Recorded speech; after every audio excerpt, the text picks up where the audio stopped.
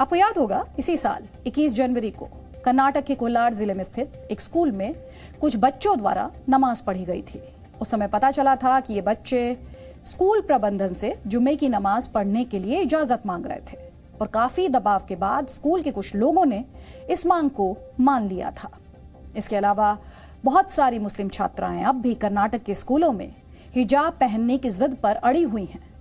अब झारखंड के एक सरकारी स्कूल में भी इसी तरह का मामला सामने आया है। ये पूरा घटनाक्रम इस बात की तरफ इशारा करते हैं कि हमारे देश के स्कूलों में धार्मिक कट्टरवाद का जहर घोलने की शुरुआत हो चुकी है और ये बहुत ही खतरनाक बात है। पिछले वर्ष आपको याद होगा अफगानिस्तान में तालिबान का शासन आया, तब वहां यह आदेश जारी किया गया था कि लड़कियों को बिना हिजाब के स्कूल और कॉलेजों में प्रवेश नहीं दिया जाएगा। तब वहां बहुत सी लड़कियों ने सोशल मीडिया के जरिए इसका विरोध किया था। लेकिन अब आप सोचिए भारत किस दिशा में जा रहा है। एक तरफ धर्मनिरपेक्ष भारत में कुछ छात्राएं ये मांग कर रही हैं कि वो हिजाब पहनकर अपने कॉलेज आना चाहती हैं। मुस्लिम छात्र अपने धर्म के हिसाब से प्रार्थना करना चाहते हैं और दूसरी तरफ अफगानिस्तान है जहां इस कट्टरता का विरोध हो रहा है।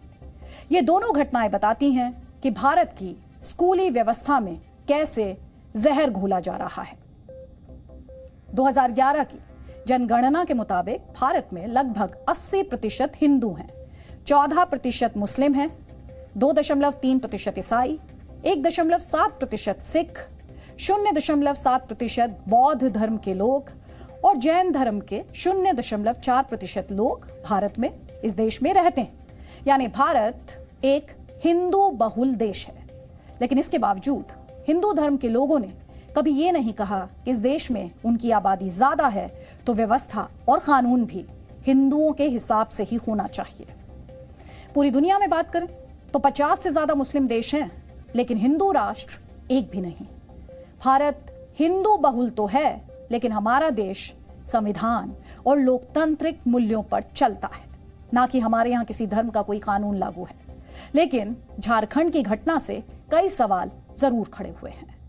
आज से 72 वर्ष पहले जब भारत का संविधान लागू हुआ था, उस समय डॉक्टर भीमराव अंबेडकर ने इस समस्या की जड़ को पहचान लिया था। सोचिए 72 वर्ष पहले, तब उन्होंने ये कहा था कि रूढ़िवादी समाज में धर्म भले ही जीवन के हर पहलू को संचालित करता हो, लेकिन आधुनिक लोकतंत्र में धार्मिक क्षेत्र अधिकार को घटाए बगैर असमानता और भेदभाव को दूर नहीं किया जा सकता। इसलिए देश समानता के सिद्धांत को अपनाए, ना कि धर्म पर ज्यादा जोर दे। वैसे इस समस्या का एक ही समाधान है जिस पर बीते दिनों में काफी बहस भी हुई है, और वो समाधान है यूसीसी यानी यूनिफॉर्म सिविल कोड, जो ये कहता है कि अगर देश एक है तो कानून भी सभी धर्मों के लिए एक होना चाहिए। संविधान का आर्टिकल 44 खुद ये निर्देश देता है कि उचित समय पर सभी धर्मों के लिए पूरे भारत में समान नागरिक संहिता को लागू किया जाए।